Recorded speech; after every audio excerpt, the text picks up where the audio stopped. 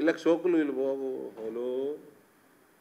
కడక్ బట్టలు ఫోన్ల మీద బెదిరించుడు పని చేయండి రా అంటే చేత కదిలే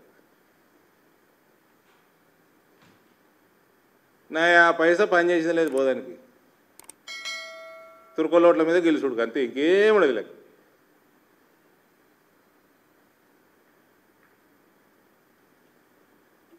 ఇప్పుడు నిజాం షుగర్ ఫ్యాక్టరీ ఏం చేస్తారు దాని కమిటీకి చైర్మన్ ఎవరు ఉండి ఏదో కమిటీ వేసారు క్యాబినెట్ కమిటీ శ్రీధర్ బాబు ఉన్నాడు అలా శ్రీధర్ అన్న వచ్చి మేము పరిశీలిస్తున్నాము అన్నాడు ఏమే ఇదేనా పరిశీలించుడు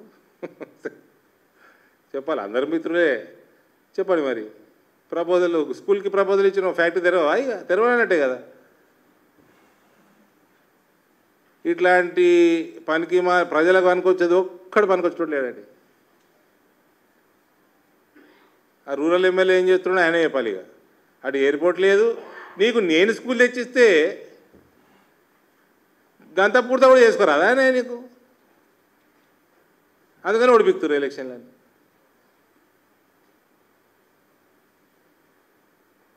జర మా ఇందూరు ప్రజల కోసం జర గట్టిగా రాయరు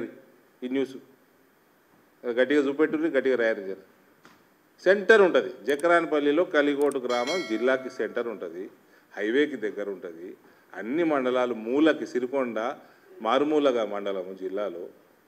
అటు కమరపల్లి అటు మూలకు ఉంటుంది బాల్కొండ నియోజకవర్గంకి దగ్గర అవుతుంది అని మేము అందరితో మాట్లాడి పెడితే అన్నపూర్ణమ్మ ఫోన్ చేసింది అరవింద్ నవోదయ వచ్చిందంట బాల్కొండ నియోజకవర్గం పెట్టమని అన్నపూర్ణమ్మ గారు చెప్పారు అన్న అమ్మ అట్లా కాదు ఇట్లా అని చెప్తే అర్థం చేసుకున్నారు రాకేష్ రెడ్డి అర్థం చేసుకున్నాడు మరి ధన్పాల్ సూర్యనారాయణ అర్థం చేసుకున్నాడు ముసలోడు ఏదో పెద్ద పొగడలు ఎవరితో మాట్లాడేది ఏదో స్టేట్ లెవెల్లో మేనేజ్ చేసి పంపించుకుంటూ మేనేజ్ చేసుకుంటావా దానికి ఒక గైడ్లైన్స్ ఉంటాయి జిల్లాలో అందరూ కన్వీనియంట్గా ఉండాలి లొకేషన్ నయా పైసా వనికిరాడు కానీ ప్రజలకి పోకడలు మాత్రం తక్కువేం లేవు నాకు డౌట్ ఏజ్ ఎంత ఉంటుందో 75 దాకా ఉన్నదా మెదడు జారింది మోకాళ్ళకు జారింది ఈ ప్రెస్ మీట్ అయినాక అరికాళ్ళకు జారుతా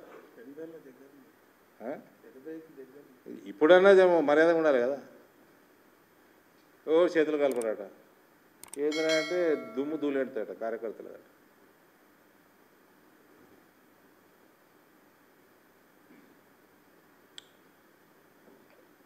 కొంచెం మా ప్రజలకు మేలు జరిగేటట్టు గట్టిగా రాయండి బ్రదర్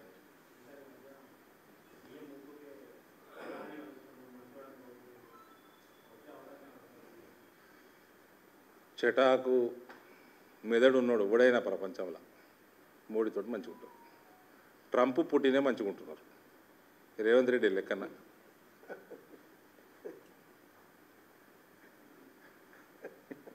ఇప్పుడు ఇట్లా కూర్చుంటాను పోతే మోదీ వెనకకొచ్చి కుర్చీ తాగుతున్నాడు కుర్చీ కూర్చోబెడుతున్నాడు ట్రంప్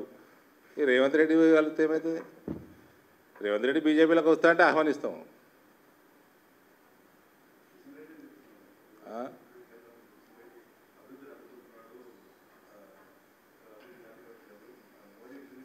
కిషన్ రెడ్డి అమాయకుడు పాపం పెద్ద కిషన్ అన్న ఇవన్నీ చేస్తాడా ఆయన పైన ఆయన చేసుకుంటూ పోయేటోడు ఆయన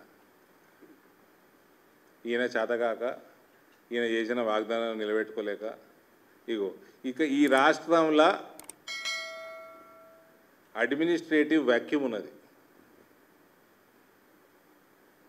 ఎమ్మెల్సీ ఎన్నికల ఫలితాలు దానికే నిదర్శనం ఆ సౌత్లో కూడా కాంగ్రెస్ వాళ్ళు బలపరిచిర్రా క్యాండిడేట్ని ఇప్పుడు అది ఒకటి గెలిచింది కదా టీచర్స్ అది ఆడ బీజేపీ బలంగా లేదు కాబట్టి వేసిన ఓటు ఆడ బీజేపీ బలపడ్డ రోజు అది కూడా ఏరాడా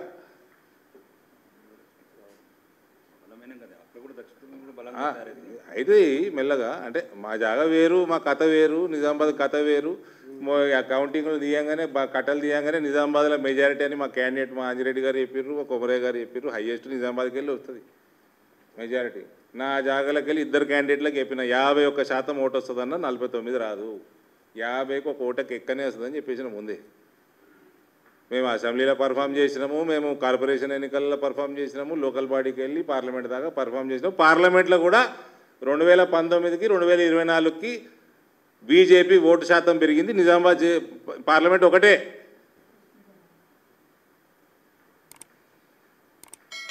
మార్జిన్లు చూడకూడదు, పార్టీకి ఏ ఓటు శాతం ఎక్కడెక్కొచ్చింది చూసుకోవాలి.